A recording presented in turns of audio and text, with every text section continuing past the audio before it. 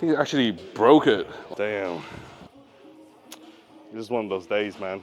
So we are back with another YouTube video, episode 2, I guess. Hopefully going to be doing this at least once a week. So we're going to be about 1 week behind due to editing and stuff, but hopefully you guys can follow the journey, obviously, to my prep. It will be pretty much a prep edition, prep vlogs, whatever you want to kind of call it. So last week, obviously the first week of starting, we're not really starting prep. I guess it's like kind of starting the vlog, I would say, and more so that we're gonna really just take you on this journey as we go into a cutting phase very shortly. We're about 14 weeks out from my first shot. I think it was 14 last week actually. No, under 14, so it's 13 weeks out this week. So we have pretty much ideally 1 more week after this until we actually start cutting. There might be a show that might be 1 week earlier, which I'm a little bit worried about, but just depending on how my body goes, I'm gonna probably aim to do that show, which is about 11 weeks. I'll probably do a physique update next week just to kind of show you guys the start of prep, of obviously cutting and how much body fat I'm gonna have to lose, which is gonna be a bit challenging. I think it's messing with my mind a little bit, I guess, in regards to Nicole was mentioning that the reason that it's messing with my mind is because I have a lot of weight to lose to make weight cap. But then when I look at myself visually through like photos, checking photos, I could get shredded in 12 weeks. Like, just no denying that. But when I think about how much weight I actually have to lose to make weight cap, that's what stresses me out. Because it's like, I'm sitting at 103, 104 kilo mark, and I'm like, well, I have to lose at least 8 to 9 kilos in 12 weeks, which makes me kind of think, shit, that's like 800 grams a week, which is considered pretty fast fat loss. Generally, we aim for about 500 gram average. So that's why a 20-week prep only makes sense most times. But in this case, it's gonna be pretty fast and rapid. So in this case, hopefully, you know, if I have to lose 10 kilos in 12 weeks, then that's a lot of weight to lose. So hopefully I'll be able to kind of manage that. The cuts, it'll probably be super aggressive. We'll love to see how my coach approaches, but he's not too worried. So if he's not worried, I'm not worried. So leave it all in his capable hands. Supplements wise, I am using the AMP non-stim pre-workout, and then we're gonna use some Rise pre-workout. Generally, people ask me like, what brand do I use? Honestly, just get whichever one you want. As long as you know, most of the pre-workouts are gonna be super competitive. Understand this is a very competitive market nowadays where pre-workouts, intra-workouts, proteins, they all have to compete against each other. So they're gonna be pushing each other to become better. So like most of them are gonna have all the ingredients you need, and honestly, it's just what you are willing to spend. So for me personally, pre-workout, we just grab whatever we can kind of get. Generally, we look at just more the caffeine intake on them, because generally I wanna keep around 200 milligrams of caffeine, whereas you know, this one I think per scoop is about 300 milligrams of caffeine. So all I'll do is 2/3 of a scoop of this, and I'm pretty much good to go. And I'll usually stack that with a pump powder, which is more like a vasodilator. It'll help you drive more oxygen, more blood flow to the muscles, which is just get you those good pumps. So generally I'll stack the two together. Intra workout wise, I'll use like something like a intra workout. I'm currently like using the intra wall with Primabolics, which actually tastes amazing, my personal favorite. But once again, me and Nicole, we go through a lot of supplements, so sometimes we can't order it in time, so we just go to the store and just grab whatever BCAs. Sometimes we just get the EHP BCA labs, and that's just cost per valley. It's like $55 for 50 scoops, which is pretty good. But yeah, currently using the intra wall at the moment, tastes really good, do like it. And then, oh, this is the other BCA, so Nicole didn't take this. I took the wrong one out, 1 second. So we also use dextrose as well. So normally I have an intra workout, so as you can see, I have the BCAs, 2 here, I don't know why. But yeah, I'll normally stack the dextrose as well. So normally I have about 25 grams of carbs intra workout. Currently that feels kind of good, like it does make it a bit sweeter to drink. It helps me kind of perform a little bit better, get through the workouts, and keep my energy levels consistent as well. So I'll probably have to take this out in the future. 25 grams of carbs is like 100 grams of rice. So obviously when you're cutting down and getting leaner, you probably don't want to drink a powdered 25 grams of carbs, but because I'm in like I would say a kind of maintenance build, a small kind of build phase, then I would say like, you know, having the carbs into workout can be beneficial. So you make that sacrifice. I'd rather have the drink so I know I can perform better and just have better energy levels during my training. So today we have a big pull day. Normally at the beginning of the week, I have a push day, a pull day, You know, push days, bit of shoulders, chest, and triceps. Today's a bit more back and biceps.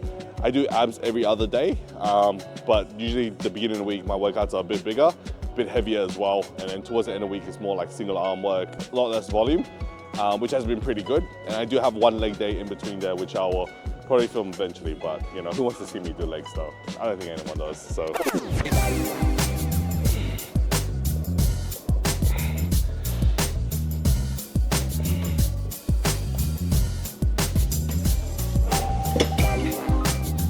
My joints have been feeling pretty sore lately.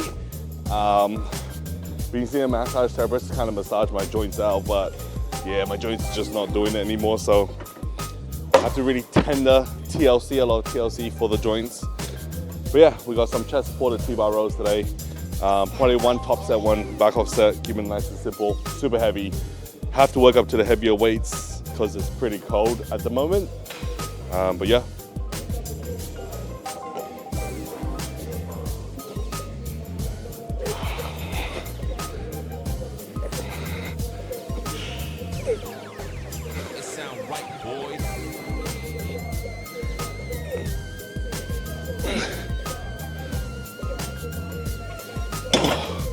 I like with this movement, one little tip that I have for a lot of people is making sure you plant your feet at the bottom.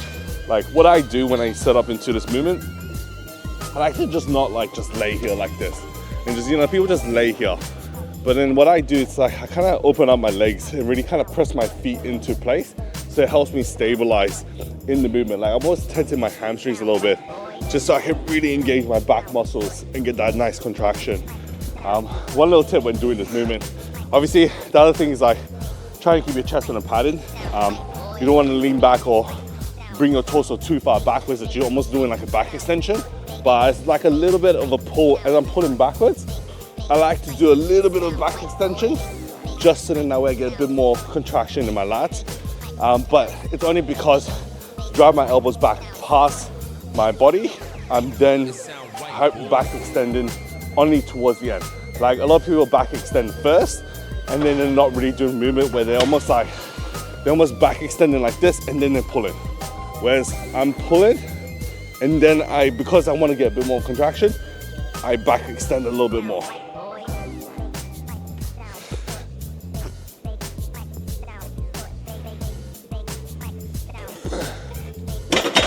Yeah, it's too light. Not too light. I felt like this is supposed to be my top set, but I feel like I can go a bit heavier, so I'm gonna try to chuck on a 10. Gotta be ambitious with this shit. People get a bit too far scared that to lift that a little bit heavier. I always think I'm not lifted heavy enough, so once I fail, then I'll be like, all right, then I've lifted heavy enough. In this case, 10 kilos heavier than what I normally do, so I'm just gonna rest a little bit longer between sets. It should be sweet.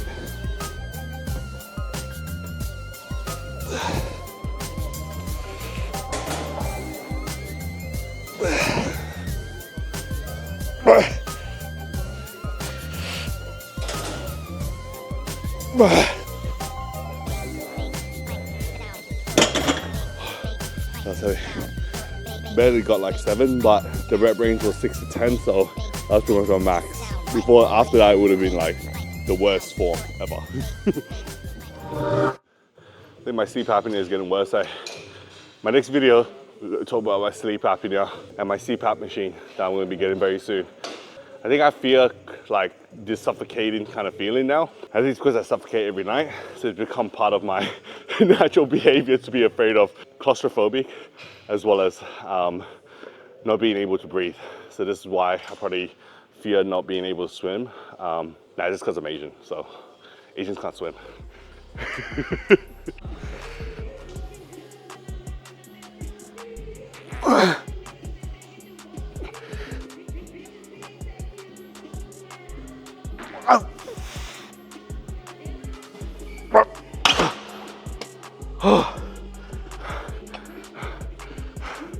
That was heavy. It's very challenging, this one. It's like the movement itself, like doing that retraction, pulling it back. Yeah, it's a tough one. It's a tough one.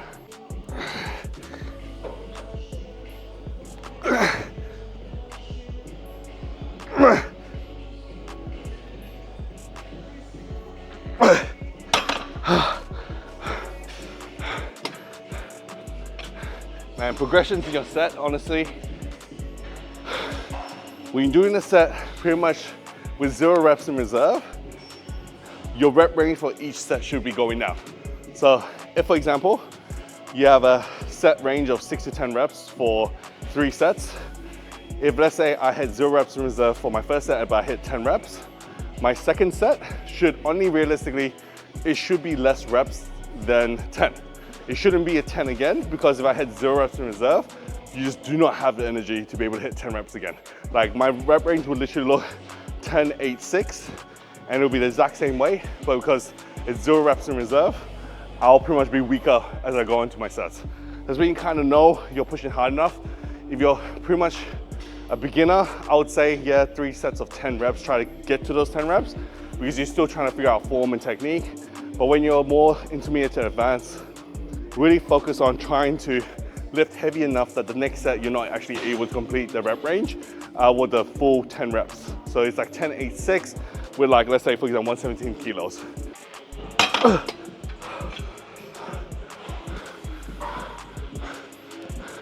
Full pasty. It's cold. We got a month till winter is done. So when I start cutting again, it's gonna be sunny. It's gonna be good weather. Everyone's dealing with SAD, which is seasonal affective disorder, where you just don't want to train and shit. Yeah, I don't really want to be cutting around now. I mean, Nicole's shredded right now and it's freezing cold for her. So realistically, be shredded in spring, summertime. So pretty excited for that. We got them 60 kilos today. To be fair, I need 65s, but you just make do, you know? I'll just go for extra reps. I can probably do 10 reps of this. Hopefully I'll do 3 sets of it. Probably do 10, 8, 6 maybe. But normally what I do, if you can't go heavier, I'll just slow the movement down. Maybe pause at the top, really improve that contraction. I think progressive overload is not just about lifting more weight or more reps. It's actually like, if you slow down the movement, create more time under tension, or you really accentuate like the peak contraction and the peak extension periods, like even just for a second, can make the workout so much more harder. And even with the same weight, you still technically increase the amount of intensity and stimulus, and therefore that is progressive overload in itself as well. So it's not always about increasing sets, reps, or weight. Yeah, I felt all right. Wasn't too bad. Probably could have slowed it down a little bit more, but my left arm's weaker than my right, so might have to do left arm first, switch it up a little bit.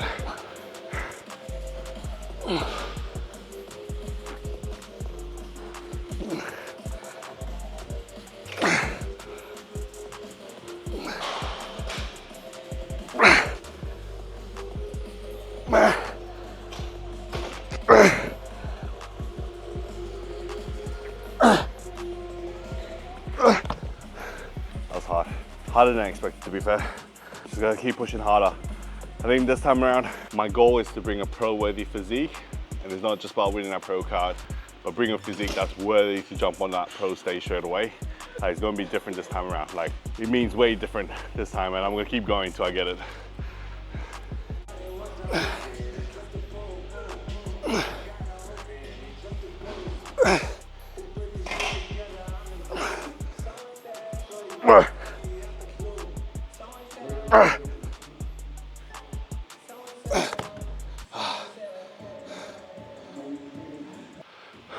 Can't wait to start cutting. It's just gonna be way more focused. The body's gonna respond well until I start feeling flat and dead and tired. So the other day I saw someone wear sandals into the gym. You know, I don't really get it. Like, imagine like there's a plate that just like drops on your foot, and they sue the gym because they weren't wearing enclosed footwear.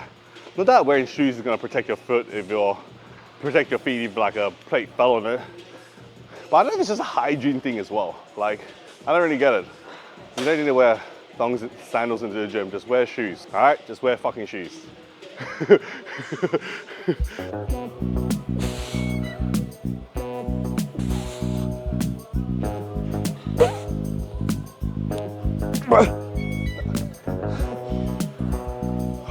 I feel like the things you wear determines who you are.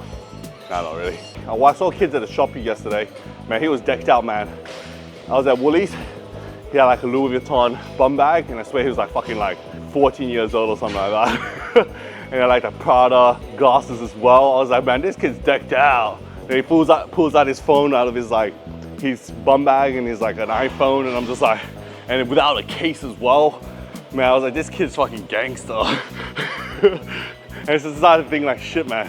Nowadays it's crazy. Like there's a certain look that people would just want to be, and it's interesting. It's just interesting. I'm just saying it's interesting. Back then I used to just wear fucking like, well, I still wear stringers now, but it'd just be like, you know, not so expensive stuff. And nowadays you see kids that are 14 years old, fully decked out in all these expensive stuff, and I'm just like, holy crap. It's kind of crazy how times have changed. I had some clients on the weekend when I was doing check-ins, and they were like disappointed that they weren't getting the results they wanted. And I jumped them on a call, chatted with them, and I asked them, are you following the plan 100%? Like no, you know, little handful of fucking nuts or like biscuits or going out to eat. And then surprisingly, they were like, oh no, I like, you know, yeah, I got like maybe like once a week to eat, or I choose like the healthier options, or I have a handful of nuts. And I'm like, this is not you following 100%. Like, how do you have the, I guess, the audacity to put on your check-in form, you followed 100% when you freaking didn't? Like, it's almost like making me think that I've either implemented something wrong and I didn't figure out what's the problem. If you followed 100% and didn't get the results, then it's on me to try to fix that. But when you're lying and you put 100%, like, are you just not being honest with yourself? Like, I mean, we're at a day and age where everyone kind of knows everything you put into your body, whether it be a small handful of freaking biscuits or, you know, some little tidbits here and there, extra fruit, that's gonna be calories in. That's, if you're in a cutting phase, that's gonna affect your progress. So I just don't get it. Like, or I drink every weekend, but you put 100% compliance with your nutrition, but I have like a Coke Zero, but they still go out to eat like a steak and chips. And I'm like, that's not following 100%, man. Like, you've got a problem with 100%. Like, if you can tell me you're 100%, I'll be like, I'm friggin' surprised. I'm all right with the everyday kind of gym yarn sometimes. But I feel like people sometimes yarn a bit too much, you know? I think like you could just kind of good read the room. Like, if someone's like, sometimes I'm very limited on time, so, you know, maybe I might have like a posing session with a client, or I'm doing a consult or something like that. So I want to come in, only have like an hour and a bit, and I need to get my workout done. But you just get individuals who come on and just want to yarn with you. Like, it's not, I'm trying to be rude. It's just kind of like, some people just got shit to do. Like, I don't want to spend freaking 3 hours in the gym training and having this yarn. And I don't, like, don't get me wrong, I don't mind yarning, but I think sometimes some people just need to be more aware of someone's time. Like, if you can kind of tell they're not really in the mode of talking, you should probably be like, hey, how you going? That's it, let them do their thing and go off, you know? So I think people just need to be more aware and be considerate that people have things they are responsible to do, and they may have limited amount of time, and you're eating into the gym time. So let me kind of think about it.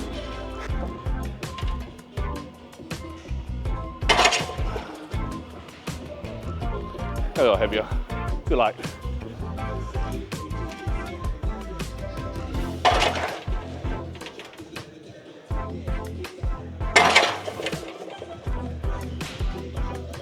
Here, go heavier. Here, go heavier. Not too bad for a men's physique guy that doesn't train legs. Nah, I train legs once a week. Once a week, that's all I'm good. But I think that once a week's too hard. I need to train less harder. Less harder. I think it is the term. Less harder. Less harder.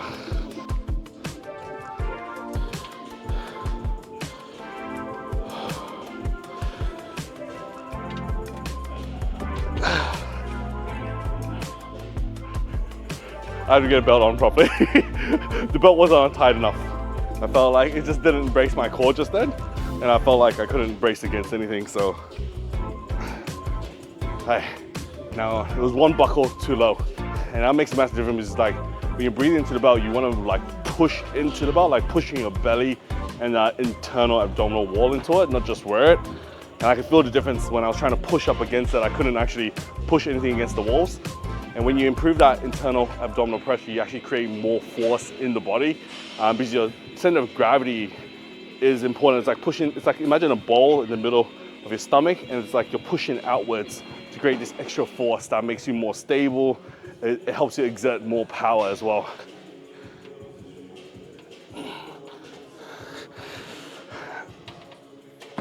Oh fuck, no, the belt did it. Did you hear that? That wasn't my back. That was the belt. This is not clipping. Or the belt, what the fuck happened? The belt's fine. It's just not clipping onto the one I want. Hey. You see, it's just not clipping to that one. Yeah, it's just not clipping anymore. What the fuck? Yeah, see, it's just like, so what's happened here, it's like kind of pushed down. I think it actually broke it almost. So I needed like it to clip into this one right here to lock in, but you can see it's pulling back and just slipping out. Fuck! I can't go this heavy without it. Like, I feel like my back's gonna snap. Might have to just try on the slightly less one. But this whole fucking time.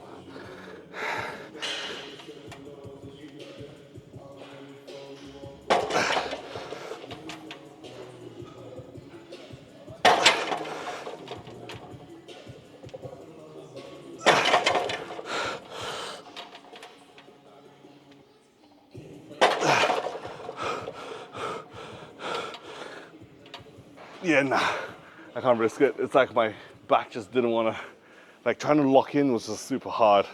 And then my grips just weren't even fucking holding. Everything was just off. Fuck. Well, it is what it is. You have those shit workouts sometimes, you know, just gotta deal with it.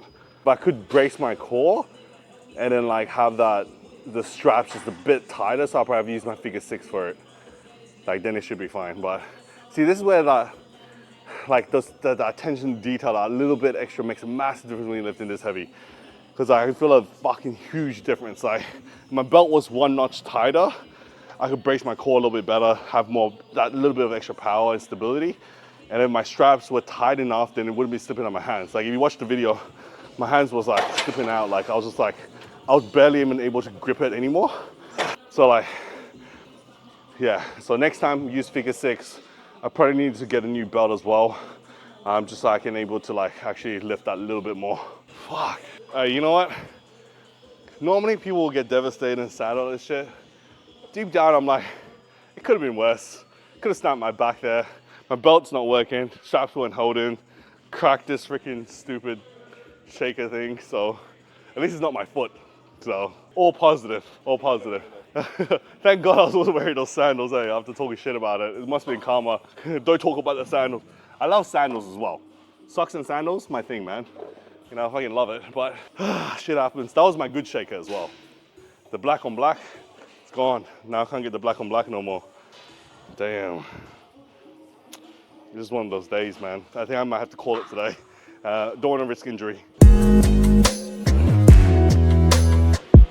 I got these Evolve grips. Thanks for sending these out to me. So they're like a new performance grips that kind of helps you, I guess, like, I think it helps strengthen your forearm. But because I got a tennis elbow and golfer's elbow, for some reason, it's kind of actually helping with that. Don't know the science behind it, so you guys need to go check them out. It's pretty good because I do have golfer's elbow. It actually makes the workout more stable, but not only that, it helps me activate, you know, a lot more of my biceps as well. So I'm not using too much grip in the movement, but I think it does make your forearm stronger as well. So, and it literally slips on very easily on these sort of movements here.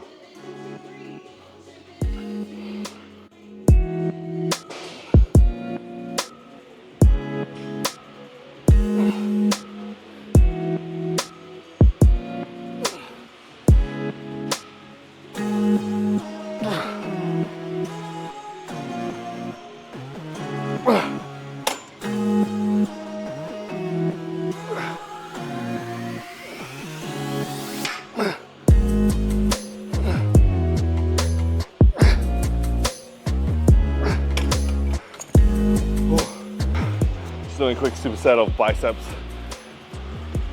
My forearms haven't been the best, joints not really the best of my elbows, so just need to just get it done. Stimulate the muscles, kind of fatigue them a little bit, but not much real progression in building my arms up, I think.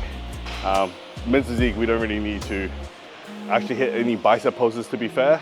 We just need a good arm that kind of fills out when you are like hitting your men's physique poses, but I don't think we need huge muscles. Like, we can't let our arms overpower our delts pretty much.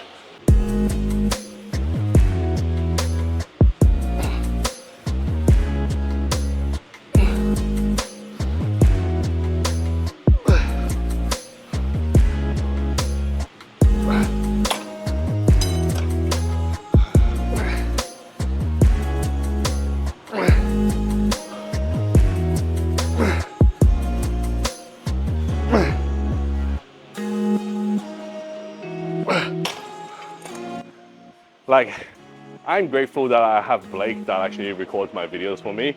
Because I feel like when I'm working out, like, it's like get into a zone. I find it like super hard to try to record myself, like, you know, putting a camera up, you know, setting it up, trying to get different angles. Like I'll do one set where it'll be this angle and then I have to do it the next set, the other angle. And I kind of get that we have rest time in between sets, but like, it's almost like that feeling when I want to work out, I want to like work out, I want to be like in the zone. Like, it's almost like, let's say if you were doing Muay Thai, for example, and like you're doing like conditioning work or like, you know, in the ring, like you don't have time to kind of just switch off. Like even if you are resting in between, you're not really just sitting there having a yarn or just like, you know, setting up a camera, like doing something that's not what you're supposed to be doing. So like for me personally, like I find it really hard to actually record. So obviously I'm grateful that I do have Blake. You know, not everyone can get a videographer. So, you know, some gratitude towards that, but at the same time, just like, yeah, it's just one of those things, like my personal preference that I do find it hard to record myself just because like, I really, when I want to get in the zone, like and really push this heavier weights, like, it's like fighting mode, you know, like I'm gonna fucking kill this set, you know? And you're setting up for a new PB or you're setting up for something a bit heavier or setting up just even for the same amount of weight because I know it's gonna be hard. Like I don't want anything that's gonna affect my rest time to be able to actually do that set. Or I'm thinking about something else completely different, irrelevant to like being in the zone. It's kind of like, for example, when you're working and you're on a row, you know, like you're studying and you're on a row, and all of a sudden you have to break that train of thought and then go back to what you were doing before. Like it's super fucking hard, right? So I feel like, you know, with this sort of like training, it's like similar. Like it's like you're in that zone. So you're just like, I'm just doing what I need to do, you know? Maybe you might spend some time on your phone in between sets, which is fine, but you know, you're still kind of within your own mind. And I think like, that's one thing that I don't want to like separate out, but like, hey, I need to like record this and do this, you know? So, yeah.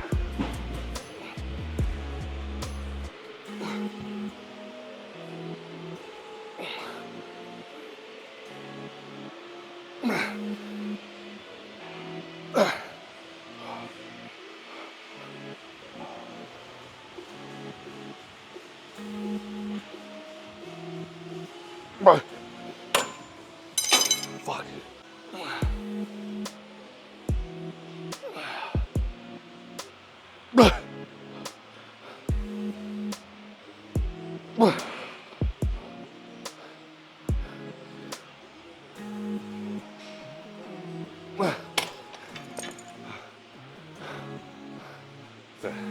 We're done for today. So we just finished our workout, just had some rice flour, or cream of rice ideally. Maybe you guys will show you the recipe later on. We actually stole it from Tom Stanley. But yeah, it's super cheap, it's super tasty. But yeah, today's workout was all right. It wasn't the best workout, I feel. Like I definitely hit some new numbers, but obviously a few things went out of our way.